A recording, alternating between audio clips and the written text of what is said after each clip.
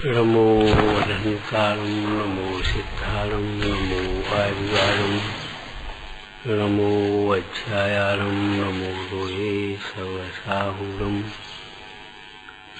नमः श्रीवर्धमानान्यभूतकलिलात्मने सालोकानां तुलोकानां यद्विद्यादर्पणायते यद्विद्यादर्पणायते। पुजारी को बना दे पूज्य व पूजन कहा था। इस थाली का द्रव्य उस थाली में चढ़ा देना या जो पूजन में लिखा है उसे ही पढ़ लेना मात्र पूजन नहीं है, वह भी पूजन है। ऐसा नहीं कि सर्वथा, लेकिन वास्तव में हमारे पूज्य पंच परमेष्ठी भगवंतों ने तत्व का जो स्वरूप कहा है उसे भली प्रकार समझकर देह की सावधानी से भी पहला शब्द क्या है? देह में एकत्व बुद्धि। ये देह है सोई मैं हूँ। देह की ममत्व बुद्धि। हमारी शरीर खराब है, हमारी कमजोरी है, हमारी संगठन खराब, हमारी ऐसा शकल खराब है। देह में कर्तव्य। देह में कर्तव्य कैसे होता है? जरा मालिश करूं, जरा ये करूं, जरा ये खाऊं, जरा ऐसे घूमूं, जरा ऐसे करूं तो देह ठीक रहे। अरे भैया, विदेही नाथ को रहने से देह ठीक रहती है। जैसे धन के प्रति निर्मम होने से जीव धनी होता है। क्या कहा? धन के प्रति निर्मम होने पर जीव धनी होता है। कैसे? कि धन की मूर्छा छूटती है तब जीव को धर्म का प्रारंभ होता है और तब धन का सदुपयोग होता है, उदारता आती है। धन अच्छे कार्यों में खर्च होता है तब पुण्य बनता है, उससे बाहर का धन मिलता है। और जब देह धन से निर्मम होता है तब रत्नत्रय का धनी होता है, अनंत चतुष्टय का धनी होता है। जब तक बाहरी धन में लगा है तब तक रत्नत्रय रूपी धन की रुचि नहीं होती, रुचि ही नहीं होती, मन नहीं लगता। धर्म कार्यों के में भी बस केवल पैसे से काम करना चाहेगा। एक बड़ा व्यापारी, सच्ची घटना है, तो कोई कार्यक्रम होना था समाज में, पहुंचे लोग 4 लोग। भैया सेठ जी कार्यक्रम, बोले बताओ का दे। बस इतनी भी सज्जनता की बात है। बताओ का दे, करो भैया। आप देखो भाई, हमको तो टाइम नहीं है, हम तो नहीं आ पाए। आपको तो उद्घाटन तो आपको ही करना है। तो भाई कौन से दिन होना है, कितने टाइम होना है, देखते आ जाना, जरा फोन कर देना।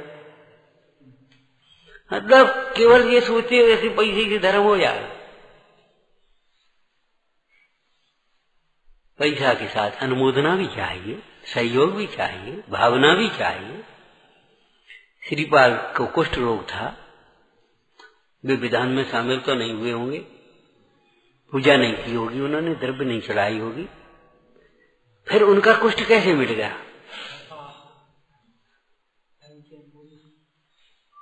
उनकी विधान में अनुमोदना थी, विधान का श्रवण था, एकटक होकर के देख रहे थे।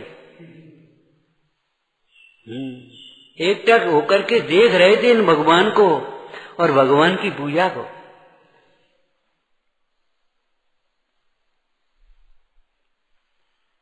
उसका भी फल उनको है। हाँ, फल तो परिणामों का ही होता है। सच बात है, देह से जो निर्मम होते हैं वे विदेही होते हैं, सिद्ध दशा को प्राप्त होते हैं। धन से निर्मम होते हैं वे धनी होते हैं। हाँ, रत्नत्रय के धनी और अनंत चतुष्टय के धनी तो भीतर से हैं और बाहर में समोषण जैसी विभूतियां उनको प्रकट होती हैं। निचली भूमिका में चक्रवर्ती, मांडलिक, इंद्र, देवेंद्र जैसे पद उनको प्राप्त होते, अपने आप स्वयं बिना चाहे।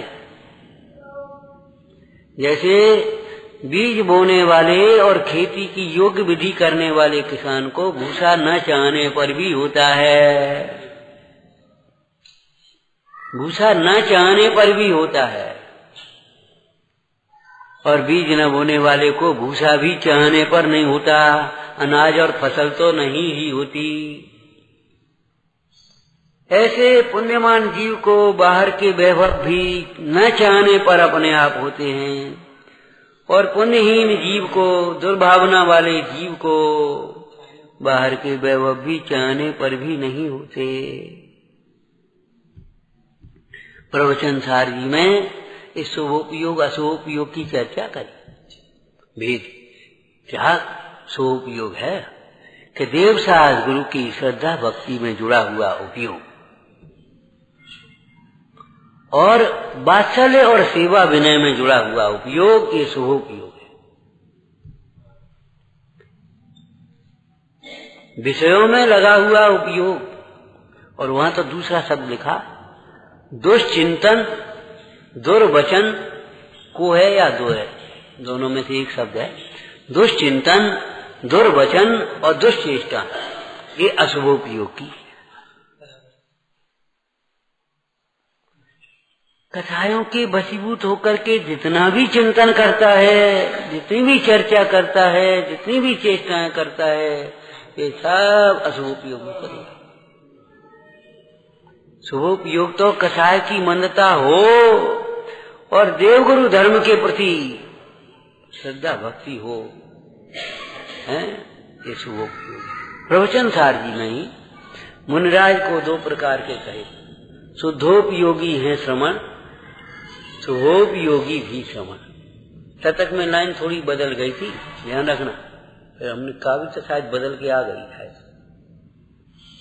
शुभोपयोगी है श्रवण, शुद्धोपयोगी भी श्रवण, ऐसा आ गया गुण में, वहां भोण लगना।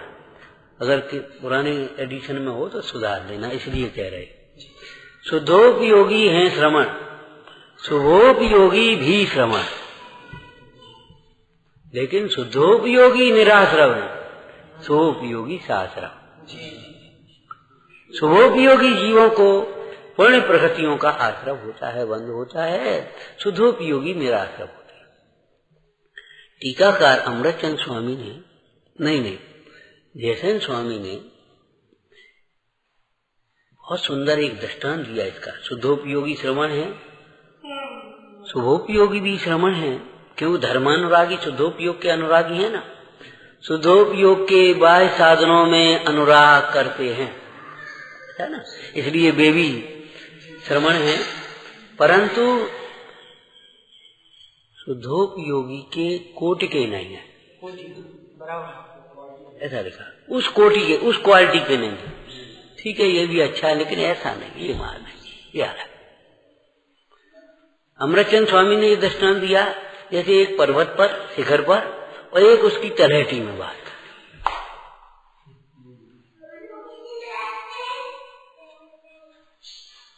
एक शीतल स्वभावी और शीतल पानी, एक शीतल स्वभावी उष्ण पानी, थोड़ा सा गर्म पानी, थोड़ा सा गर्म, खोलता नहीं,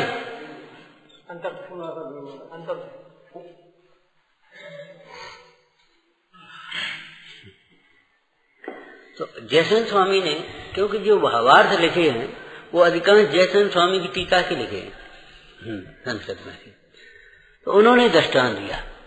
जैसे जीव, साक्षात जीव, वास्तव में जीव सिद्ध भगवान है, ज्ञाता दृष्टा रागादिक विकारी भावों से रहित आनंदमय जिनकी परिणति, और अशुद्ध नय से संसारी जीव को भी जीव ही कहेंगे। आदमी, मानव, जिसमें मानवता हो उसको मानव कहेंगे। लेकिन अब क्या कहें, कोई शराब पिए नाली में लुढ़क रहा हो उसको भी आदमी ही कहेंगे, कहेंगे क्या बता। तो भैया देखो कौन आदमी कैसे गिर गया, क्या कोई पशुता जैसा आचरण करने वाला हो उसको भी कहेंगे, तो संबोधन क्या कहे, कैसे आदमी हो तुम। देव दर्शन, रात्रि भोजन का त्याग, पानी छान करके पीना, ये स्थूल लक्षण है। अष्टमूल गुणों का धारण, देव सास गुरु के प्रति श्रद्धा, अधिक भाव, भले जीवों को जैन कहेंगे, लेकिन कदाचित कोई कुसंग में पड़कर रात्रि भोजन कर रहा हो तो भी उसको जैन ही कहेंगे। क्या करें बोलो, कैसे जैन हो तुम कैसे जैन हो? हमें समझ में नहीं आती, झूठ बोलती हो। यहां बैठ करके खा रहे, रात में खा रहे, तुम कैसे जैन हो? तो कुल परंपरा से जो जन्म लिया है वे जैन की क्रियाओं का नहीं पालन करें तो भी नाम निक्षेप से उनको जैन कहेंगे, कुल अपेक्षा जैन कहेंगे। क्या करें? लेकिन वास्तव में जैनत्व का उनको कोई लाभ है? उनको लाभ नहीं।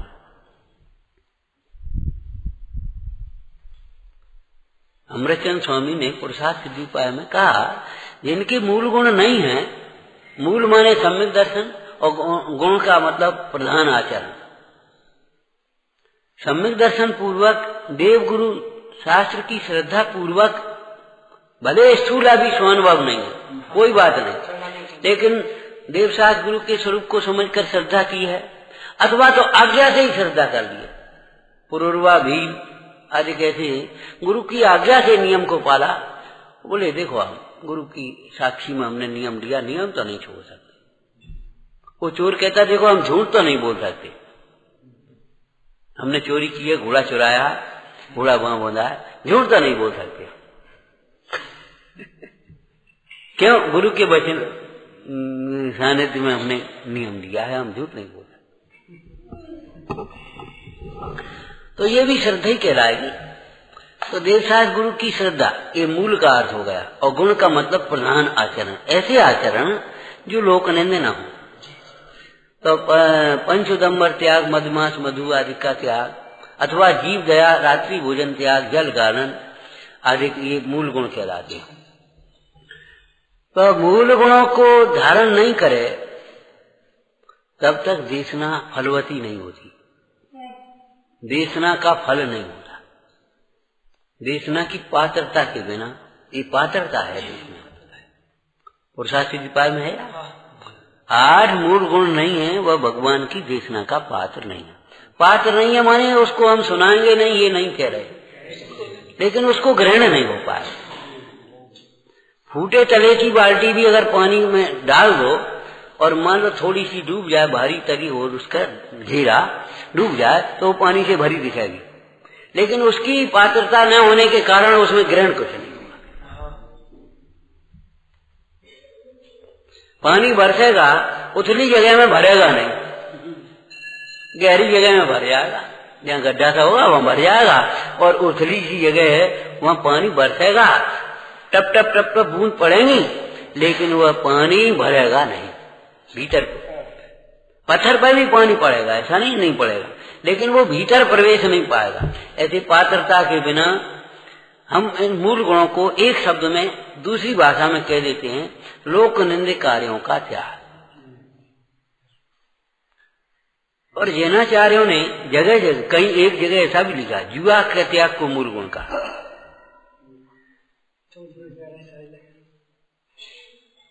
और एक वाक्य तो आपने बाल बोधों में पढ़ लिया होगा, साधारण श्रावक माने अविरति हो, भले कोई अभी नियम त्याग नहीं है, वृत्ति नहीं है, तो अभी बोलो साधारण श्रावक भी अष्ट मूलों का धारी और सप्त व्यसन आदि का त्यागी होता है। और नहीं समझ में आया तो उसी में एक प्रश्न उठा करके, उसी पाठ में प्रश्न उठाया, हमने तो सुना पड़ा है कि आत्मज्ञान से मोक्ष होता है, आप ये मूल गुणों की बातें करें, इनसे क्या फर्क पड़ता है? शरीर क्या पुद्गल है, उसे कुछ भी खाया पिया जाए, इसमें क्या फर्क पड़ता है? आत्मज्ञान से मोक्ष होता है। तो उत्तर दिया उसी भाषा में, स्थूल भाषा में, बोलो कहीं शराबी कबाबी को भी आत्मज्ञान होता है? नशा वाला जीव लौकिक में कोई और बात तो समझ नहीं पाता, तब तो क्या समझेगा? और नशे का मतलब, अब नीति में से नशे का एक और अर्थ कर दो, बोलो। हाँ, कनक कनकते हैं 100 गुनी, कनक कनकते हैं 100 गुनी, मादकता अधिकार, बा खाए बोरात नर, बस वो सुन ही नहीं पाएगा, वो कुछ समझ ही नहीं पाएगा। तो अपने हमें ये तत्व का ग्रहण नहीं हुआ। भव में जिन पूजा कीनी दान सुपात्र दीनो, भव में मैं समव शरण में क्या है बोलो, देखो निज गुण भीनो, लेकिन सम्यक गुण नहीं पायो। तो ये क्यों हुआ? हमारी ही पात्रता न होने से।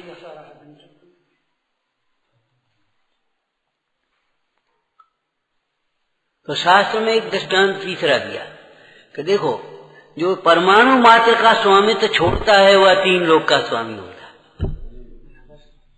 ये शास्त्र की मूल तुम्हारी परमात्म प्रकाश है ना। जो परमाणु मात्र का स्वामित्व छोड़ते हैं वे 3 लोक के स्वामी हो जाते हैं। ऐसे ही जो धन की ममता को छोड़ते हैं वह अनंत रत्नत्रय के और अनंत चतुष्टय के और समोसरणादिक बाह्य विभूतियों के भी धनी हो जाते हैं। देह की ममता को छोड़ते हैं वह विदेही पद को, सिद्ध पद को, अशरीरी पद को प्राप्त करते हैं। त्याग ही किसी वस्तु को पाने का उपाय है।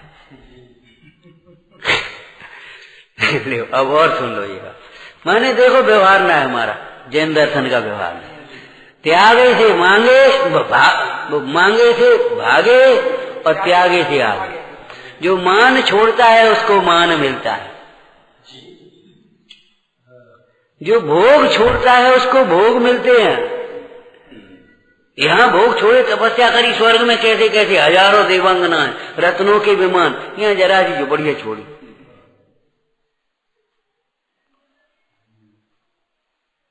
यहाँ जरा सी सेवा शुश्रूषा का त्याग करिया, हमको नहीं कराना किसी से सेवा शुश्रूषा, हम स्वयं भी नहीं करेंगे। संन्यास मरण के भेद हैं, कितने भेद हैं संन्यास मरण के?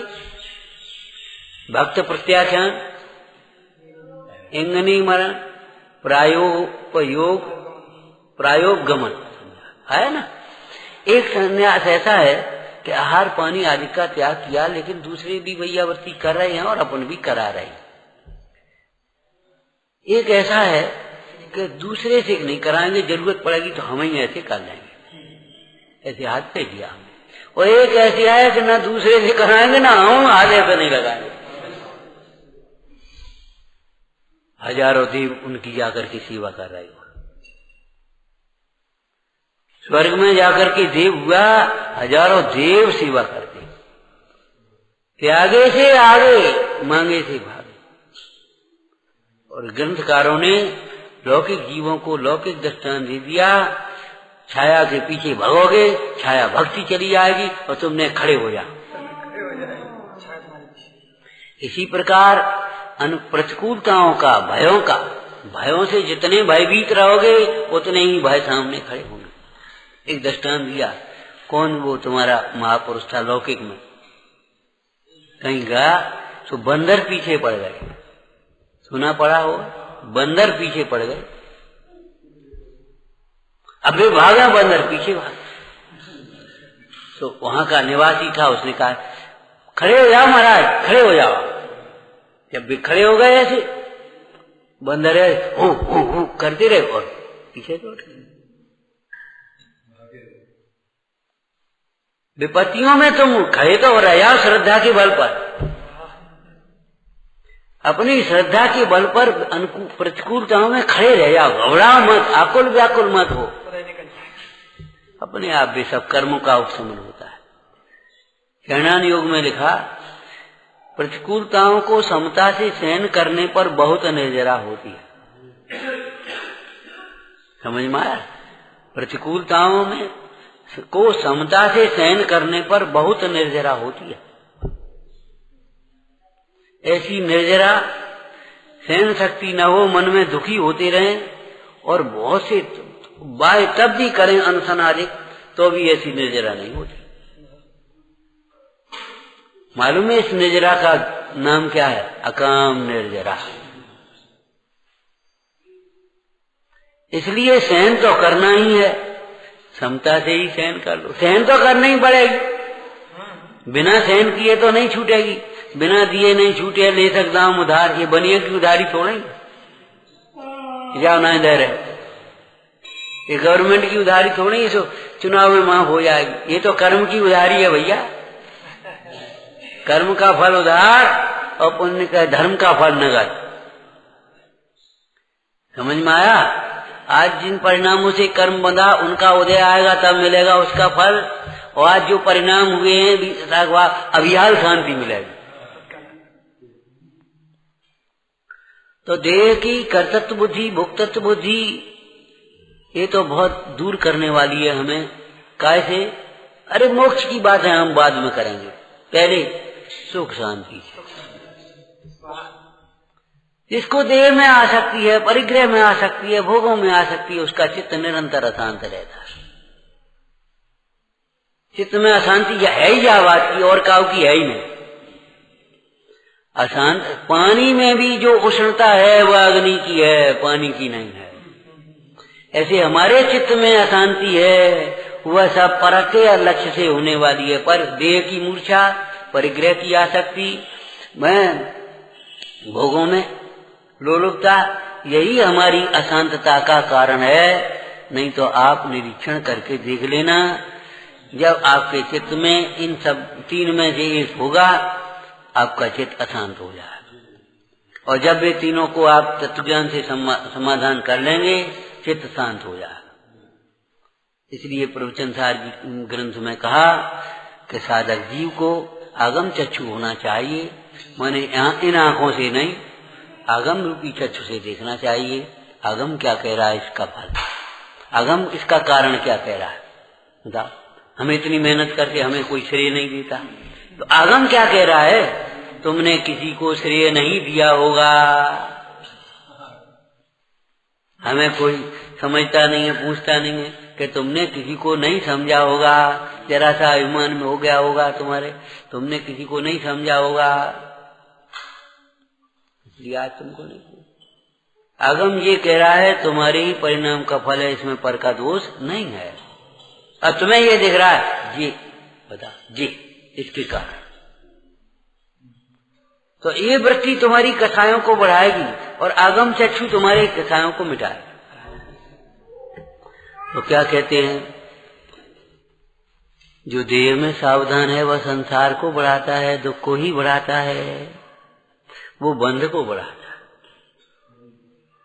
देह में सावधान माने देह के प्रति, जी देह बिगड़ न जाए, देह में ऐसा न हो जाए, देह में ऐसा न हो जाए। सावधान होता है ना, जी बिगड़ न जाए, जी काम बिगड़ न जाए, काम बिगड़ न जाए।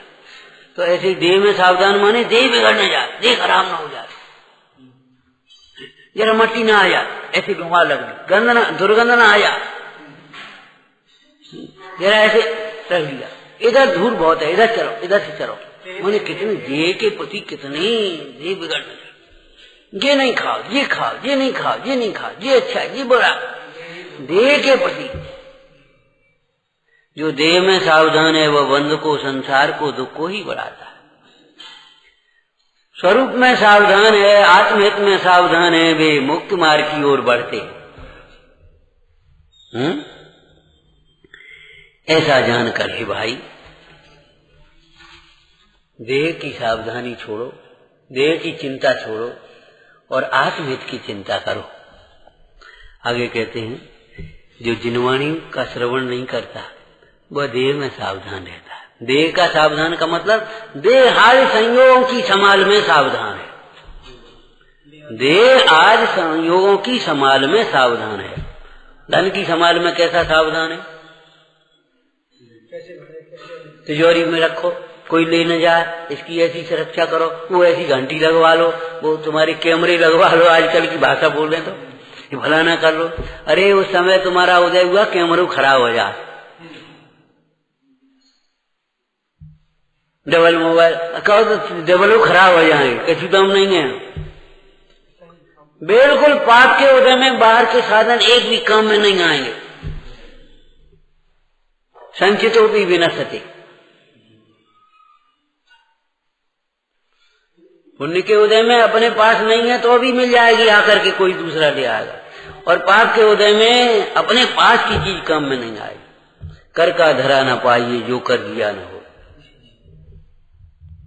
हाथ में दीपक नहीं है तो अपनी धरी चीज अपने को नहीं मिलती अंधेरे में। ऐसे पाप के अंधेरे में, अज्ञान के अंधेरे में अपनी वस्तु अपने को नहीं दिखती और अपनी सामग्री अपन नहीं भोग पाते। और जिनवाणी का जिसको श्रवण हुआ, जैसे अंदर का भाव वासन हुआ, उस जीव को बाहर की चिंता नहीं रही, निश्चिंत हो गया और आत्मा अपने हित में मगन है, अपने निश्चय में, अपने आत्म स्वरूप में मगन है। मुनीश्वर व्यवहार में देखो तो भी उनकी भक्ति में मगन है, तत्व चिंतन में मगन है, अपनी आराधना में मगन है, अपनी विशुद्धि बढ़ा रहे और कुछ नहीं कर रहे बाहर। भाव वासन के बिना संभाव होता है। तत्वों को सुने हमने, पढ़े, लेकिन जब तक उनका भाव वासन नहीं होता है, स्वरूप का यथार्थ ज्ञान नहीं होता, तब तक समभाव, समता रखो, समता रखो। कैसे रखे, कहां से रखेगा समता? भाव वासन के बिना संभाव होता नहीं और संभाव के बिना कल्याण होता नहीं। अब जो कुछ भी लिखा हो पढ़ लेना, समझ में आया ना?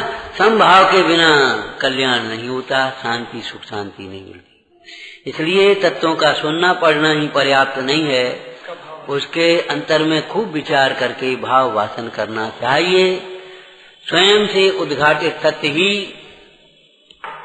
कहानी की लाइन है ये तो, स्वयं से उद्घाटित सत्य ही कार्यकारी होता है, अपने प्रयोजन को साधता है। विपरीत परिणमन हमारा ही हमारी अधोगति की ओर ले जाता है। हमारा निर्मल परिणमन, सम्यक परिणमन ही हमें ऊर्ध्व गति की ओर, ऊर्ध्व गति माने स्वर्ग मोक्ष की ओर ले जाता है। हे भाई, महाभाग्य से ऐसा अवसर मिला है, अब सिंह गर्जना की तरह गर्जना।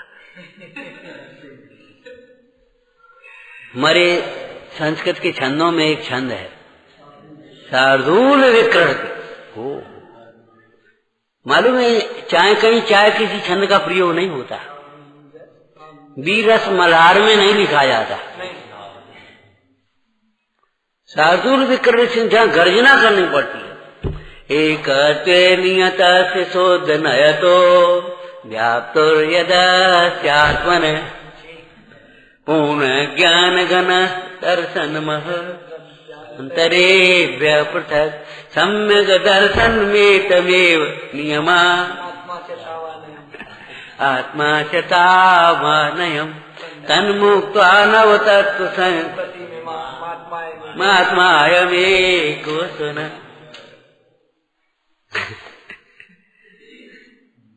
समाधि मंडल में ये दृष्टांत दिया है। सिंह सोया था, उससे कहा, तेरे ऊपर बैरियों की, हाथियों की फौज आ रही है, उठ, जब तक समीप नहीं आई सावधान हो जा। और सिंह ने उठा और उसने देखा, उसने ऐसी गर्जना करी, क्या लिखा है, हाथियों का निहार छूट गया, उनके आगे कदम बढ़ना रुक गए, एकदम वहीं खड़े रह गए। हम कहते ये तो ठीक है, हमारे लौकिक साहित्य में दृष्टांत आई, कविता लिख रहा है, छुरा लेकर के आदमी आया मारने, उसकी हिम्मत ही नहीं हुई। देखा, कहिए, हाथ में छुरा, कहिए मारने आया हूं, कविता पूरी कर लेने दो, रुक जाओ। कविता पूरी की, हाँ अपना काम करो, पांव पकड़ लिए।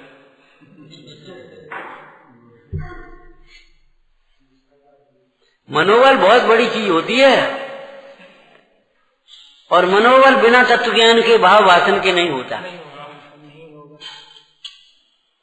हम कहते जरा से लड़के में ऐसा बल आ गया पाठशाला के, मैं जीव हूँ, शरीर अजीब है, पढ़ने से सुनने से, और डाकू उसको पकड़ ले गए, सोचे कहे तेरा पिता नहीं भेजता पैसा, अभी गोली मारता हूँ, बोले मार दे, ऐसे उठा दिया उसने, शरीर ही को तो मारेगा, मुझे थोड़ा।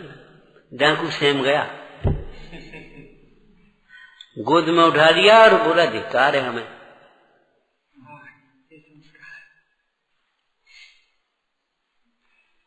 कसायों से जीव निर्बल होता है, ये तो लौकिक में कहा, किसी प्रसंग में उत्तेजन मत हो।